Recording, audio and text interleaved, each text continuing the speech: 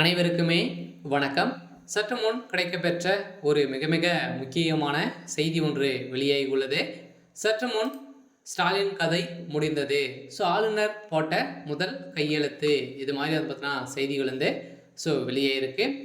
ஏற்கனவே ஆளுநர் ஆர்.என். ரவி அவர்களுக்கும் தமிழ்நாடு அரசுக்கும் இடையே பார்த்தீங்கன்னா நிறைய சலசலப்புகளும் நிறைய மோதல்களும் வந்து இருந்திருக்கக்கூடிய நிலையில் இதைத் தொடர்ந்து ஸ்டாலின் அவர்களுக்கும் ஆளுநர் ஆர்.என். ரவி அவர்களுக்கும் இடையே நிறைய வாதங்கள் வந்து இருந்திருக்கக்கூடிய நிலையில் இப்போ வந்து பார்த்தீங்கன்னா ஆளுநருக்கு எதிராக தமிழ்நாடு அரசு வழக்கு பதிவு வந்து செஞ்சுருந்தாங்க. இந்த வழக்கு பதிவின் அடிப்படையில் வந்து பார்த்தீங்கன்னா நீதிமன்றம் போட்ட உத்தரவால் வந்து பார்த்தீங்கன்னா அதிரடியாக ஆளுநர் ஆர்.என். ரவி அவர்கள் வந்து பார்த்தீங்கன்னா தப்பித்திருக்கக்கூடிய நிலையில் இப்போ முதல்வர் ஸ்டாலின் அவர்கள் வந்து பார்த்தீங்கன்னா போட்ட முதல்வர் ஸ்டாலின் அவர்களுடைய கதை முடியக்கூடிய அளவிற்கு தான் ஆளுநர் ஆர்.என். ரவி அவர்கள் வந்து கையெழுத்து போட்ட உடனே அவருடைய கைது செய்யப்படணும், அவருக்கு சம்மந்தப்பட்ட இடங்களில் ரெய்டுகள் வந்து நடக்கணும் அப்படின்ற மாதிரி இப்போ அதிரடியாக வந்து பார்த்தீங்கன்னா முதல் கையெழுத்தையே போட்டிருக்கக்கூடிய நிலையில் அவருடைய வாழ்க்கையே திருப்பி போடக்கூடிய அளவுக்கு தான் இப்போ சம்பவம் வந்து நடந்திருக்கு.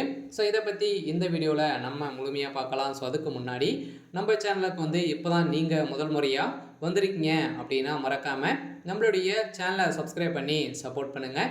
வாங்க வீடியோக்குள்ளே போகலாம்.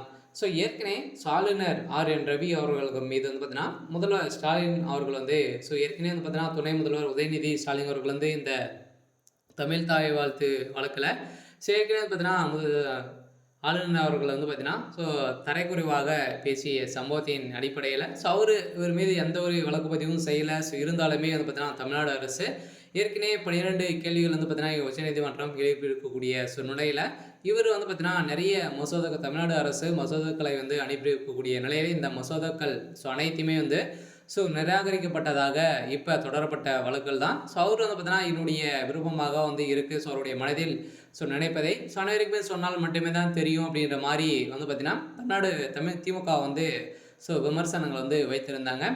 இந்த விமர்சன அடிப்படையில் இந்த வழக்கின் அடிப்படையில் ஆளுநர் ஆர்.என். ரவிக்கு எதிராக தொடரப்பட்ட வழக்கில் இறுதி தீர்ப்பாக வழங்கிட்டாங்க.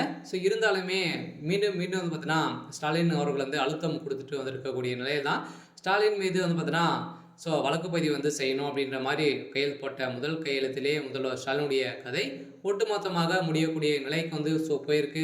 ஸ்டாலினுடைய வீட்டில் சம்மந்தப்பட்ட இடங்களிலும் ரைடுகள் வந்து நடக்க போகுது அப்படின்ற மாதிரி தகவல் வெளியாக இருக்குது. அங்கு ரைடு நடந்தது அப்படின்னா வருகின்ற சட்டமன்ற தேர்தலுக்குள்ளே திமுக இது வரைக்குமே 35 மேற்பட்ட அமைச்சர்கள் வந்து இதில் வந்து சிக்கியிருக்காங்க. அனைவருமே சிறைக்கு செல்வார்கள் அப்படின்ற மாதிரி தான் இப்போ அண்ணாமலை அவர்கள் வந்து கூறி வந்திருக்கக்கூடிய நிலையில் இப்போ முதல்வர் ஸ்டாலின் அவர்களும் வந்து பார்த்திங்கன்னா அவருடைய கதையும் முடியக்கூடிய அளவுக்கு தான் இப்போ ஆளுநர் அவர்கள் வந்து போட்டிருக்காரு. இருந்தாலுமே என்ன நடக்க போகுது அப்படின்றத வெயிட் பண்ணி பார்க்கலாம். இது மாதிரி செய்திகளை தெரிஞ்சுக்கணும் அப்படின்னா மறக்காமல் நம்மளுடைய சேனலை சப்ஸ்கிரைப் பண்ணி சப்போர்ட் பண்ணுங்கள். தேங்க்யூ.